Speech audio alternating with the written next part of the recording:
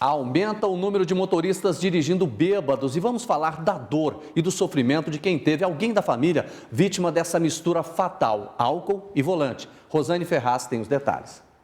Eu tô à base de remédio, entendeu? Porque eu não acredito que isso possa ter acontecido com o Cleide, porque ele é uma pessoa muito alegre. A mulher que preferiu não mostrar o rosto sofre a perda do marido, vítima da mistura de álcool e volante. Cleidemar Araújo Santos, de 59 anos, morreu logo após ser atropelado na Vila Santa Helena, em Goiânia, por um motorista bêbado. Esta imagem de câmera de segurança mostra o momento em que o veículo passa pela rua em alta velocidade. Algumas pessoas se movimentam, outros correm. Em seguida, Cleidemar foi atropelado pelo veículo desgovernado. Ele estava bem próximo a esta Kombi, falando ao celular com a esposa. Morreu antes de chegar ao Hugo. Humberto Lourenço Martins, que conduziu o carro, foi detido ao tentar se esconder no telhado de uma casa. O teste do bafômetro confirmou a embriaguez. Neste vídeo, onde conversa com o radialista Messias da Gente, da Rádio Sucesso, o acusado confessa que dirigia embriagado, era amigo da vítima e que não tinha CNH. Você matou um pai de família. Estou rindo assim, mas é de ironia assim, porque eu não... Matar, se eu pegasse uma arma, assim, eu vou lá e matar o fulano. Para a viúva, ficou a dor e o vazio. Eu nem fico aqui em casa, eu durmo lá na minha mãe, porque... Ai, meu Deus, é difícil, não tem nem palavras, você entendeu? Álcool e volante levaram um idoso de 65 anos para a prisão. Ele foi detido, de acordo com a polícia, depois de parar do nada, numa ponte da BR-080 e provocar um acidente envolvendo outros 2 veículos e deixar 2 pessoas feridas.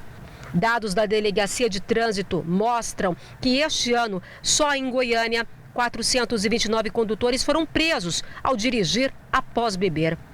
Irresponsabilidade que pode ter contribuído para a morte neste ano até agora de 151 pessoas no trânsito da capital.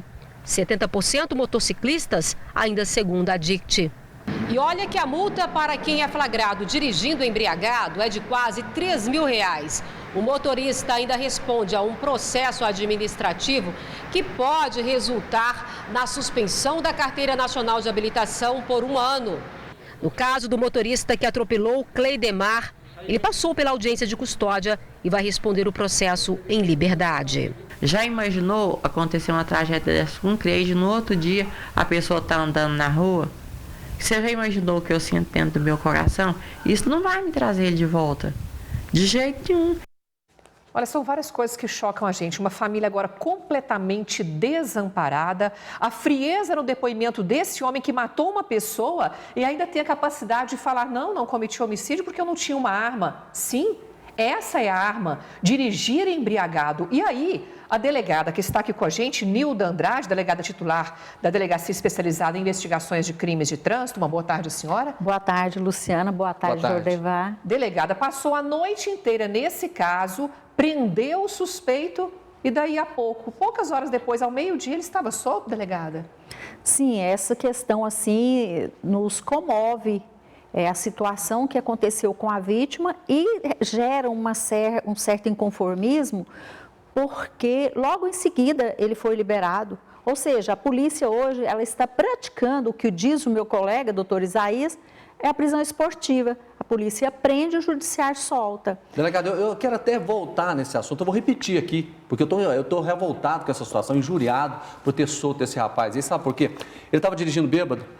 Ele bebeu a tarde inteira, ele mesmo fala no termo de interrogatório. Depois ele pegou um veículo emprestado, não deu conta de conduzir o veículo.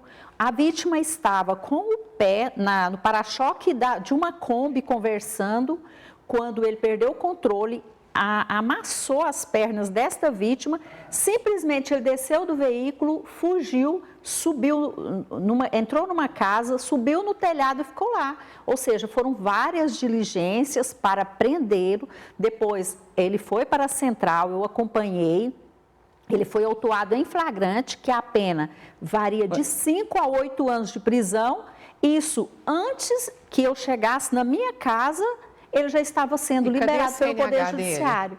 Ele não tinha CNH. Não tem CNH? Fugiu do local, assim, foi um verdadeiro descaso com a vítima, porque enquanto a vítima estava imprensada entre a Kombi e o Fiat Palio, ele simplesmente foi embora, subiu em cima do telhado e no interrogatório ele falava, não, aconteceu. Eles eram amigos. Ele alegou que eles eram vizinhos, amigos há 50 anos, e ele não teve a menor consideração com essa vítima. Olha, você que está acompanhando o Jornal do Meio Dia, eu quero a sua opinião sobre essa audiência de custódia, porque vou repetir, enquanto a vítima estava lá imprensada lá nesse acidente fatal, ele fugiu.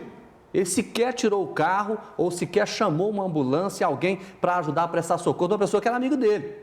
Agora, de repente, você fica a noite inteira, prende de madrugada e ele sai por volta de meio-dia, 1h da tarde. Até meio-dia ele saiu. Que absurdo é esse? A gente tem que rever essa questão dessa audiência de custódia. A gente não pode ficar nessa situação. Os policiais fazem um belíssimo trabalho de investigação, prendem uma pessoa que matou outra no trânsito, bêbada, sem carteira, sem prestar socorro. E menos de 24 horas está na rua. Ah, mas aí é essa sensação, né, de impunidade que faz aumentar os números, porque são surpreendentes, né, delegada? O número de pessoas flagradas dirigindo embriagadas. Sim, o nível de autuações é muito alto.